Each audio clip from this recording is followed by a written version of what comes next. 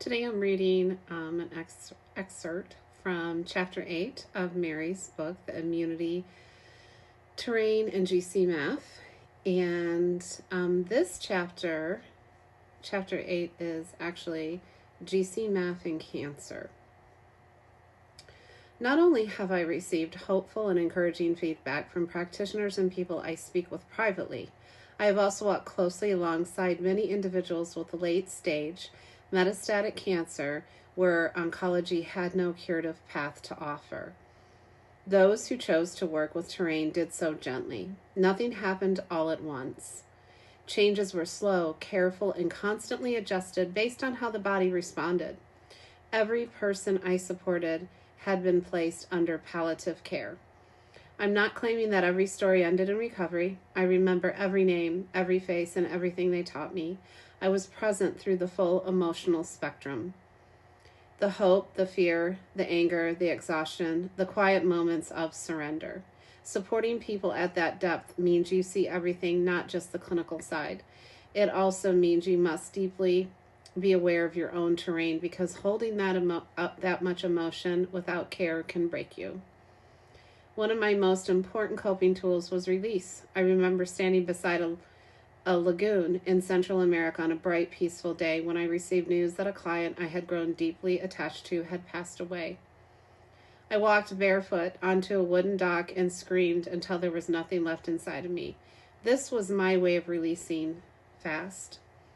My colleague, Lance, and I had tried everything we could to keep him with his wife and children for as long as possible. Afterwards, I sat quietly remembering his huge smile, his dark, silky skin, his gentle nature, the warmth he brought into every room. His life ended too early, but his presence changed me. These stories stay with me, and I've simply learned how to carry them without losing myself. There have also been moments of profound transformation. One story in particular remains vivid.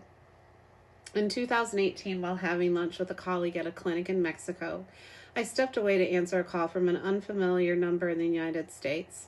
The voice on the other end was strained and breathless, with intermittent coughing. He asked if he was speaking to me and then asked if I could help him purchase a 3-month supply of GcMaF.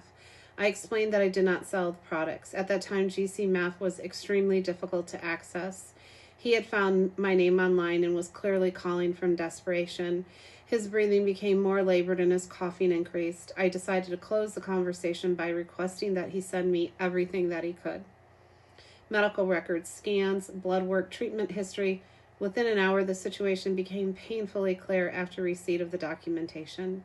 He was a 34-year-old father of 3 young children, all under 5, with a young wife by his side. He had been placed on palliative care, was on morphine for pain, and needed help just to move. His diagnosis was lung cancer with metastasis to the bones.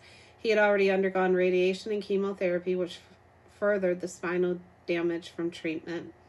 He had a wound on his back that would not heal and a permanent drain for repeated fluid buildup. Doctors had documented that he was likely in the final weeks of life.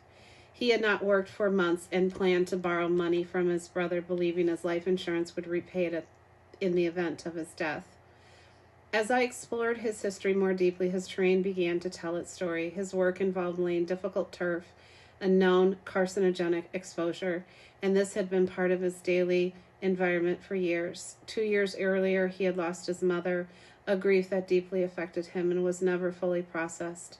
His diet had been poor for a long time. Environmental exposure, unresolved emotional loss, and long-term depletion in quality shaped the terrain long before diagnosis appeared. I told him honestly that purchasing 3 months of GcMaF did not feel rational in his condition and suggested only very gentle, supportive steps. Shortly after, his wife called me in tears. That call was heavy. She was frightened, exhausted, and holding the emotional weight of the entire family. I listened carefully. I explained that GcMaF does not work in isolation. I told her I could not help with what she was asking for, but I could support her emotionally. That conversation stayed with me long after it ended. As I stepped outside to clear my head, the phone rang again. This time it was a child crying, a 4-year-old boy repeating, "Please help my daddy." I asked him to breathe with me. I froze. Nothing prepares you for a moment like that. I asked to speak to his father and gently told him not to put me in that position again. I agreed to sponsor 1 month.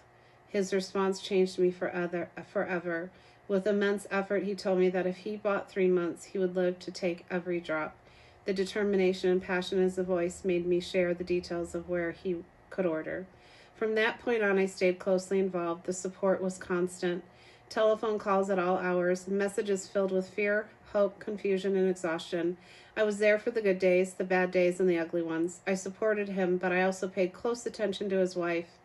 He carried the physical illness, but she carried the emotional burden.